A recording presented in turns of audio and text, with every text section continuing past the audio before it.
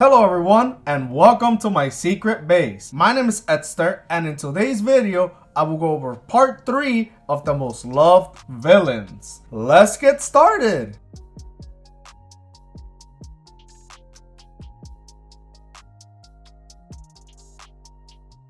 Let's begin with one of the most popular anime villains, the king of the Chimera ants, Meruem. Meruem was the antagonist of the Chimera ant arc of Hunter x Hunter, and he was quite powerful, able to not only keep up, but also outdo the chairman Netero during their battle. Meruem was born very cruel and violent. He also considered himself very much above everyone else. This stems from his mother, the queen's desire to birth the perfect offspring. In the beginning, Meruem only viewed humans as nothing more than just food source, though those feelings began to change over time. His entire saga made him one of the most loved villains in the anime community because there were so many dimensions to him, and it was a character that evolved so much that it made so many people wish that he stuck around longer than he actually did. Initially, he challenged a champion of every game to matches in their game of choice, and he will kill them off once he defeated them. That is, until he met Komogi, who not only defeated him every time they played Gungi, but also because of her, his views on humanity and even lesser beings changed. No longer was he viewing humans as mere vermin,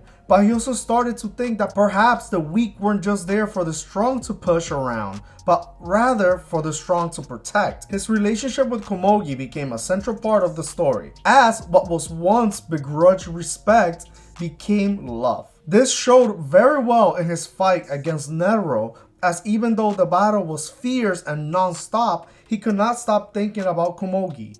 After Netero sacrificed himself in order to mortally poison the king, with the help of his subjects, the king reunites with Komogi to play Gungi. Since the poison is contagious, they both spend the few hours they have of life left playing Gungi. When he feels death has reached them, he asks Komogi to say his name one last time. They both die seconds after that, holding each other's hand.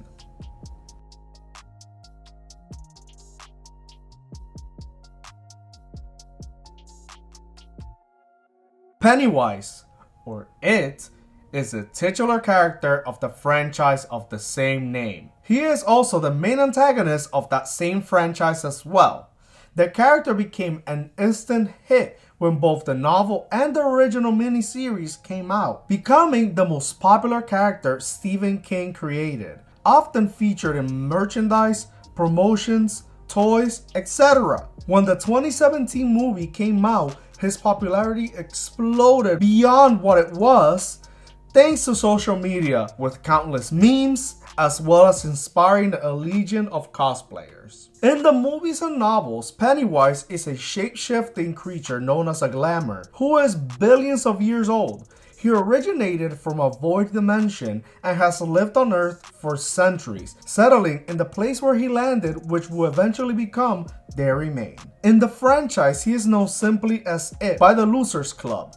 It actually slumbers for 27 years before he awakens to feast. His awakening is usually marked by tragic or violent events, such as mass murder or big incidents such as a fire. He also holds an influence over the town, which causes the people of Derry to simply move on quickly or to not take things seriously as they occur. The killing of Georgie in the first It could be considered his downfall, as is the event that triggered the Losers Club to unite and make him retreat in the first film and eventually defeat him in the second film. Before we continue, please take a moment to like, subscribe, and to turn on those notifications. Alright? Are you done? Let's continue.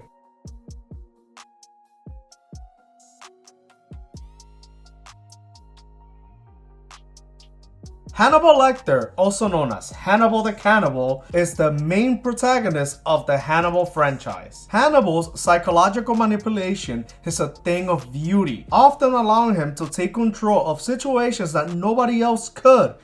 He is one of the most prolific movie villains of all time and saw his popularity explode after the release of Silence of the Lambs, which He actually wasn't the main antagonist, but was considered by many to be the protagonist of the movie. The son of a wealthy Lithuanian family who had to flee their castle after the Nazis invaded. Eventually, he will end up in the hands of his uncle in France, where he committed his first murder.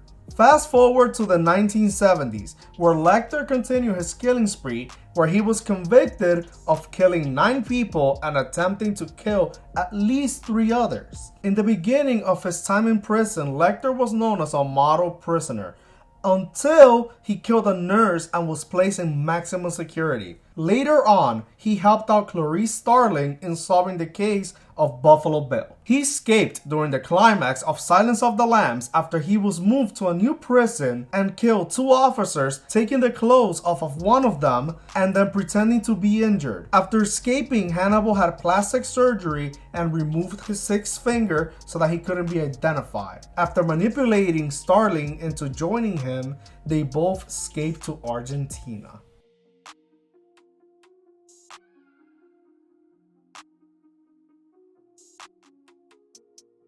Professor Eobard Thawne, also known as the supervillain Reverse Flash, arch enemy of the Flash, is one of the most popular comic book villains of all time. The character is quite prolific and is heavily featured in the Flash comics and the overall DC universe. In recent years, the character saw his popularity increase due to being heavily featured in the Arrowverse, both in the Flash series and Legends of Tomorrow, where the character has had a significant presence in the overall story. Also known as Professor Zoom in the comics, he is a sociopathic criminal from the 25th century who travels through time to battle the Flash.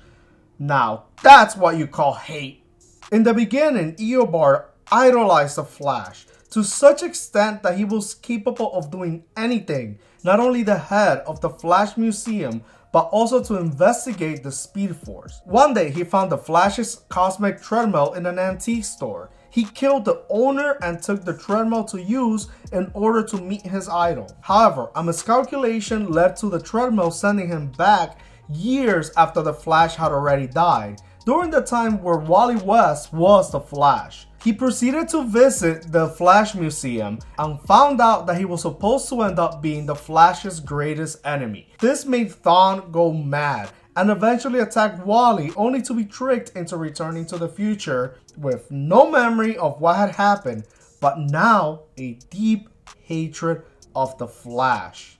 This led to Zoom eventually returning to the past to kill Barry's mother, and the rest is history.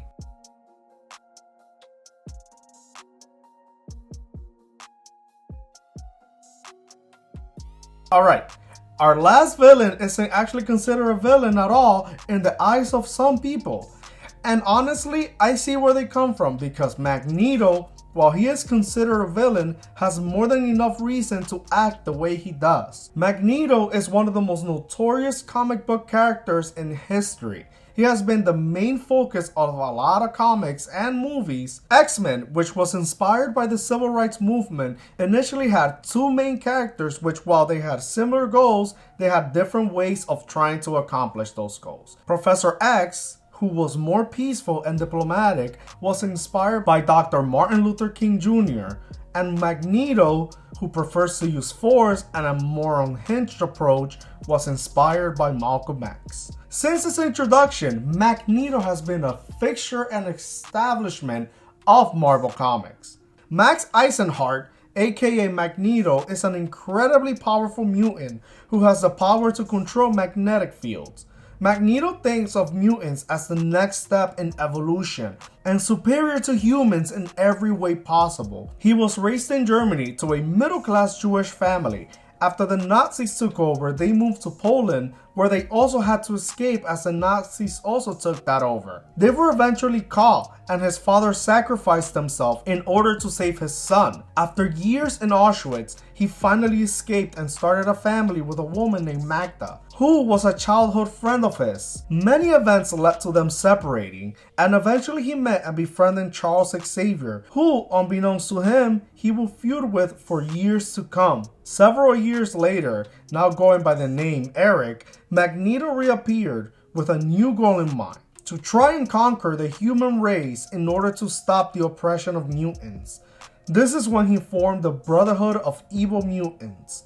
From there, we will see the Brotherhood battle against both the human race and the X-Men. Sometimes though, he will end up teaming up with various other villains or heroes depending on the circumstances.